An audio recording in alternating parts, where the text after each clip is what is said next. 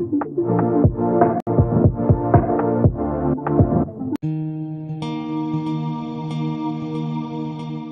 you're thinking about buying a home but feeling a bit overwhelmed by the process, don't worry, because I've got you covered. Hi, I'm Sarah Ruzick, a Chicagoland Realtor based in the Kankakee County, serving in the West and Southern Chicagoland areas and surrounding areas. With a degree in interior design and 8 years of experience in store planning and project management, I bring more than just market knowledge. I'll help you visualize your future home and guide you through every step with clarity and confidence. I've also served in several leadership roles across the real estate industry, including local president of the Women's Council of Realtors West Suburban, and currently at the state level, Women's Council of Illinois, district vice president, and I've been elected as state liaison for the rest of 2025 and for 2026. I'm also the kindness ambassador for my office at Berkshire Hathaway Home Services Chicago for our Naperville office. And I'm here to be your resource, advocate, and biggest cheerleader. So in this video, I will walk you through the full home buying process in Illinois, from the pre-approval all the way to closing day. So hit that subscribe button and save this video and share it with anyone that you know that might be looking to make a purchase in the future. But let's take this journey together. Before you even think about touring homes, let's talk about your finances. Getting pre-approved by a trusted local lender is step one and arguably the most important part of the buying journey. A local lender understands the Illinois market, property taxes, and some of the neighborhood nuances much better than an online lender ever could. During the pre-approval, your lender will evaluate your income, credit scores, debts, assets, and employment history. This gives us your personal price range, so we're not wasting time on homes that are outside of your budget. An official pre-approval letter shows sellers that you're serious and, most importantly, financially ready, and it can even give you an edge in a competitive market. So you'll want to talk to them about getting a fully underwritten loan certificate. And this means that an underwriter has gone through the full process of evaluating your debt and income. So all they need is the address, an inspection, appraisal, and a clear chain of title to get your loan cleared to close. Of course, if you need lender recommendations, I work with several incredible local partners that I trust. Just shoot me a message and I will connect you. So next, let's talk about a document that protects you, the Buyer Representation Agreement. Not only in Illinois, but nationwide, agents are now required to have this signed before touring any homes. And it's not just paperwork, it's the start of our professional relationship. This agreement outlines that I am your sole realtor and that I will be the one working in your best interest in finding properties, negotiating on your behalf, and guiding you through each step. So think of it like hiring a project manager for your biggest investment. And luckily, project management is also part of my specialty and background. Having this signed also means transparency in how I am going to be compensated and what services that I am providing. It builds trust, and that trust is key to navigating this process successfully. So if you have questions about what's in it, reach out and I can walk you through it.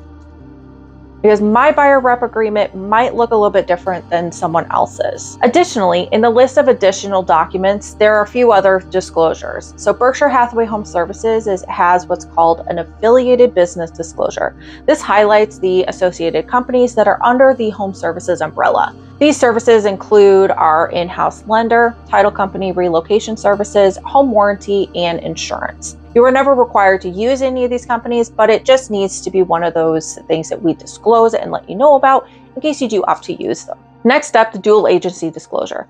This document allows or prevents me from acting as what's called a dual agent, which means that I would not only be exclusively representing just you, the buyer, but also I have a listing agreement with the sellers as well.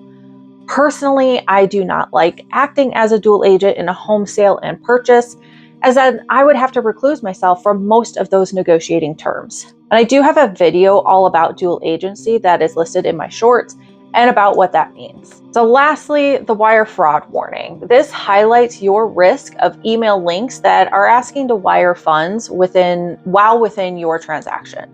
Just be very wary about sending your hard-earned funds digitally. Title offices, lenders, attorneys, and myself will never send you a blind link to send funds. Title offices typically have a detailed instructions, which you can call the office to receive. The last two brochures are about different risks with lead paint, which a seller will have to disclose, and it is required for any homes that are built before 1978, and something is called a radon testing guidelines. This could affect any home or condo if the condo is below the 4th floor.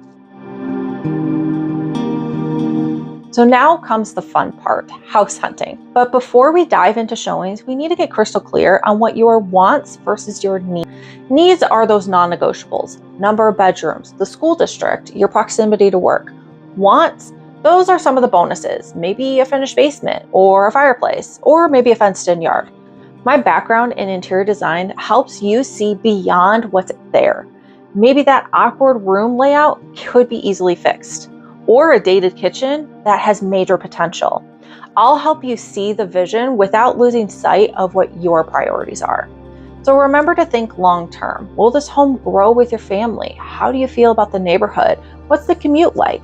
And always take notes after each showing. Houses can kind of blend together fast. If I've got adequate time, I will definitely make sure to print out a buyer tour, which will have the listing photos, a rating section, and space for notes. So let's find the one that checks your boxes and feels like home. So you found a house that you love. Now it's time to write an offer. In Illinois, we use what's called the 8.0 sales contract, and I'll walk you through it step by step. Each offer will be a little bit different, but here are some of those key items. So some of the key things: purchase price. This is what you're offering for the home. So ideally you have an approval letter from your lender for at least what that purchase price is, or maybe a little bit more or above the offer price. I'll help run comps to hopefully get you either the best deal or the best possible chance of getting an accepted offer if we're up against multiple offers. Earnest money. This is a deposit showing good faith. Typically what I see is 1 to 2% of the purchase price, but the reality is it's whatever you feel comfortable with depositing up front. These funds are deposited into a secure account held by one of our real estate offices that is licensed to hold these funds. The account has your name and the seller's name on it, and it's held there until closing. Upon closing, the funds will be given to the title office, and that will be used towards your down payment and closing costs. So if you don't uphold your terms of the sales contract, the sellers could, in theory, keep these funds. But keep in mind, there are several contingencies within the contract where if we needed to back out, there will be a written agreement between you and the seller so that way you can get these funds back safely. Next up, closing date. Typically 30 to 45 days out, depending upon your lender. I'll discuss what works best with the seller so that way we can agree on a date that works best for both you and the seller. I personally have run into a 60-day escrow time due to maybe children finishing up the school year or anticipated relocations or moves. Hi. Found an injured butterfly. Oh. I picked it up on the sidewalk. Maybe. Okay. Sorry about that. So contingencies for financing, appraisal, and home inspection. We'll go over more details about home inspections and appraisals later in this video. But for financing, this is when the underwriter, if they haven't done so already, digs into your finances to ensure that you can financially afford the home that we have a contract with. Next up on there is the buyer agent compensation.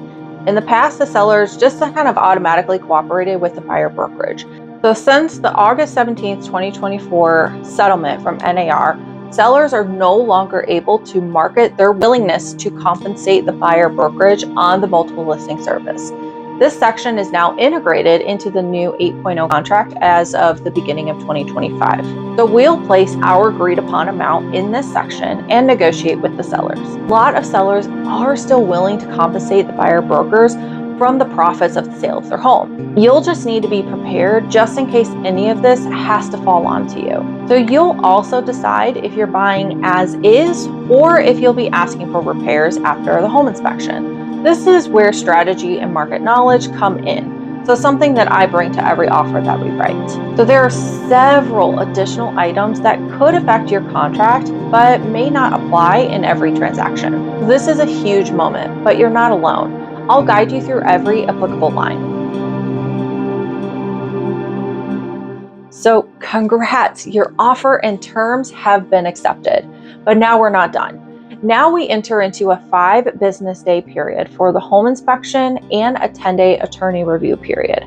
So first, I always recommend getting a quote from your homeowner's insurance and have them run what's called a Q, which uncovers any recent insurance claims. They also verify if the home is in need of any additional insurance coverage, such as flood or fire insurance, as an example.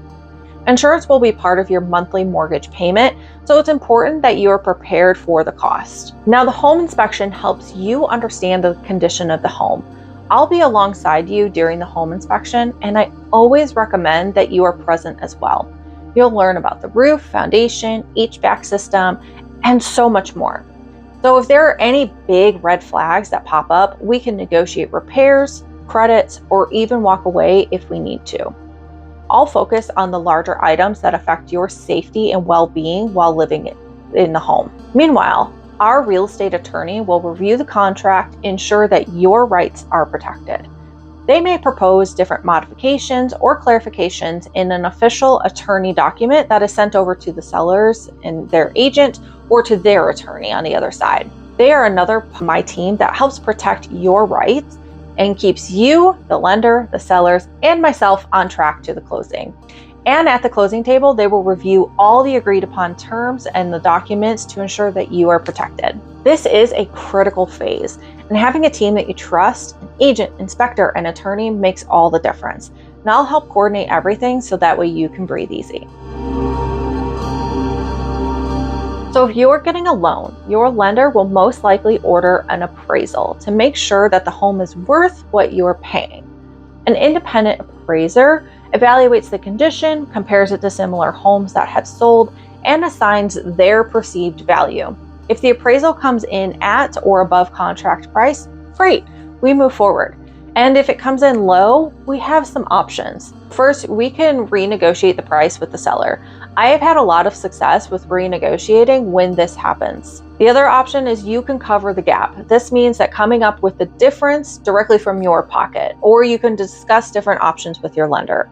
Or the next option is both sides could agree to go back to the lender and appeal the appraisal and have it reassessed. And the last and final option is we could just cancel the contract under the appraisal contingency. I only recommend this as a last resort, and in many cases, the sellers are typically willing to renegotiate. The appraisal protects you and your lender from overpaying. Keep in mind the real estate market is fluid and it changes daily, so appraisals may differ depending upon the time of year, the location, neighborhood, etc. All things an appraiser will and should take into account. I'll keep you updated through every step and help you respond strategically if any issues arise. So now you're almost there. Once we're through inspection, appraisal, and your loan is nearing that clear to close, it's time to start prepping for your move. So here's your moving checklist. Hire professional movers if needed or reserve a truck. Set up mail forwarding with USPS and schedule utility transfers like electric, gas, and internet. I do have access to a service that can help you with many of the utility transfers. And start packing those non-essentials. I have some moving and packing tips that have worked well for myself on my own personal moves in the past. So think about those items that are essential to your day-to-day and everyday. And then you focus on packing up the rest. Use the term, will you regret not bringing this to your new house? And if it's something that you would immediately repurchase or replace, then pack it up and don't get rid of it. In the final days before the move, make sure you have your essentials for a few days in a suitcase. Think of it like a vacation. Keep a few days or maybe even up to a week of essentials until you get settled into your new home. And as a bonus tip, label boxes by room and priority. It'll save you a ton of time on move-in day. I also provide a custom moving timeline for all of my clients. Just another way that I help make your transition smooth. Now it's closing day, aka key day. So before we head to the closing table, we'll do what's called a final walkthrough of the home. We're kind of doing a mini home inspection of our own, checking that everything is in the same condition from when we toured it, or if there's any agreed upon repairs, that those were completed. and that no other unexpected issues have popped up. So personally, I've had issues like a consistently running sump pump or an inoperable stove or a broken window, that all those things that have popped up during that final walkthrough. And sellers compensated the buyers for the repair or the replacement of these items. So then it's time to sign the documents, the title, the deed, mortgage, and so much more. It might feel overwhelming, but our attorney and title agent will be there to explain everything as you go. Be sure to bring your government-issued identification, certified check for any remaining closing costs, or ensure that any wires have been transferred and completed at least 24 hours prior, and then warm up that hand for signing. Once the lender releases the funds, you get the keys, and then it's time to celebrate. So this is honestly the best part of my job. Seeing the moment that my clients have officially closed on their house and walk into their new home makes all the effort so worth it. So if you're ready to have that moment, let's get started today.